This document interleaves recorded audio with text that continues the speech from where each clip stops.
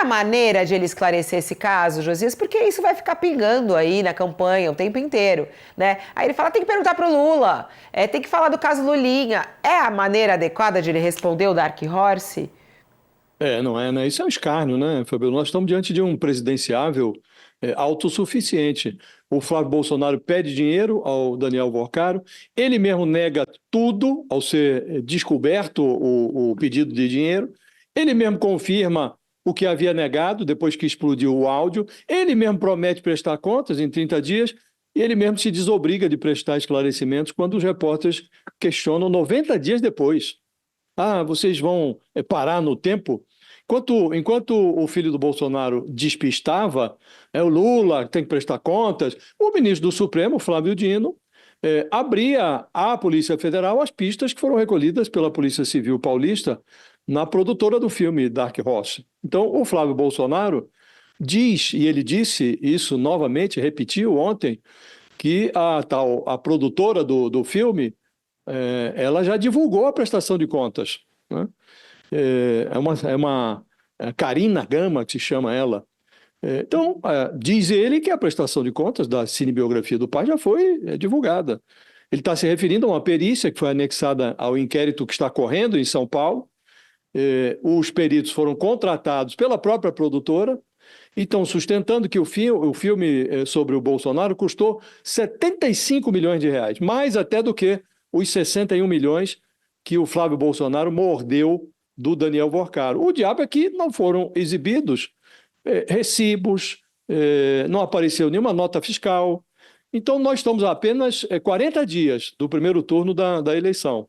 E candidato que mata o tempo acaba cometendo suicídio, Fabiola. O Flávio Bolsonaro está demorando a perceber, mas político que se enrola nos detalhes normalmente se perde naquilo que é essencial. Quer dizer, perto da urna, todo fato consumado vira fato consumido. O jeito que demora muito a fornecer explicações acaba, como no caso dele, empurrando os escândalos, e aqui estamos falando do Dark Horse, bem pertinho das urnas. Então era melhor ele se explicar logo, porque daqui a pouco a Polícia Federal está investigando, assim como investigou o Lulinha, está investigando ele também. Daqui a pouco descobre, imagine se descobre ali na vizinhança das urnas. Vai ser pior, Fabiola. O melhor para ele seria se convencer de que político não pode se comportar assim, achando que não deve nada a ninguém, muito menos explicações. Estamos falando de um candidato à presidência. Devia ter vergonha na cara, Fabiola. Exibia a prestação de contas, que prometeu, aliás, faz 90 dias. É parar no tempo, o Sakamoto perguntar sobre Dark Horse? Não, que qualquer colega jornalista que daqui até o final da campanha perguntar sobre o Dark Horse está simplesmente exercendo o seu ofício, né? E, na verdade, servindo de lembrete ao próprio senador Flávio Bolsonaro, que tinha falado, olha, eu vou liberar a informação, já passou mais de 100 dias e ainda nada. O bolsonarismo ele está acostumado a lidar com o esquecimento de uma parcela da população, uma vez que os escândalos no Brasil, eles vão se sucedendo, eles vão se sobrepondo, e as pessoas acabam atropeladas pelo escândalo seguinte e esquecendo do escândalo anterior. Só que existe 61 milhões de razões para a gente não esquecer esse escândalo, né? Da mesma forma como inicialmente havia 134 milhões de razões também para a gente não esquecer esse escândalo. Vamos lembrar, até porque é o seguinte, a primeira coisa que o senador fala na resposta, já ela é questionável. Isso aqui foi uma relação privada, de dinheiro privado. É mesmo? Jura que o dinheiro do Daniel Vorcaro é totalmente privado? A esta altura do campeonato, a gente é obrigado a ouvir isso, né? Vamos lá, de novo, 3 bilhões de reais tungados do Rio Previdência, dinheiro de aposentadoria de gari, de professor, de enfermeiro, de policial. A mesma coisa para o Amprev no Amapá, a mesma coisa para um monte de previdências estaduais e municipais da direita e da esquerda, né? Você teve o BRB, mais de 12 bilhões de reais também tungados. E isso sem contar uma série de outros contratos, ações e tudo isso mais, e repito, envolvendo gente da direita e da esquerda. Na mesma proporção? Não. Não é falso paralelismo aqui, não dá para fazer isso. Mas o fato é que tem gente da direita e da esquerda envolvida. E o senador Flávio Bolsonaro, não é que ele recebeu, e foi por uma corrupção, não. Mas precisamos entender em que condições, e repito, de onde é a origem desse dinheiro. Em primeiro lugar, é dinheiro roubado? O senador Flávio Bolsonaro pegou dinheiro roubado e usou para um outro fim? né? Porque naquele momento, qualquer morsa com cãibra no cérebro sabia quem era Daniel Vorcaro. O próprio Flávio Bolsonaro, nas conversas que foram reveladas pelo Intercept Brasil, fala o quê?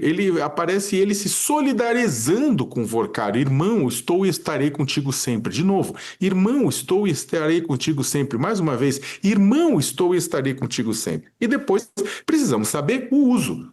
O dinheiro foi para o Dark Horse, ou para o filme sobre a vida do pai, né? Ou foi para financiar a traição do irmão dele lá nos Estados Unidos contra o Brasil, ou foi para um caixa 2 de campanha. Inclusive, eu sou muito contrário a gente chamar isso de escândalo da Dark Horse. É escândalo do dinheiro do Master. Sabe? Porque a gente não sabe se efetivamente foi para o Dark Horse. Foi pedido, mas não sabe se foi. Então, Fabiola, o senador Flávio Bolsonaro quer ser presidente da República, parte-se do pressuposto que ele precisa tratar o eleitor como um cidadão e não como otário. Ó, vai chegando por aqui o nosso jurista de plantão de hoje, que é o André Pericmanes, para nos ajudar a entender aí as questões do dia que envolvem a justiça brasileira. Ele é professor de Direito Penal da PUC do Rio de Janeiro.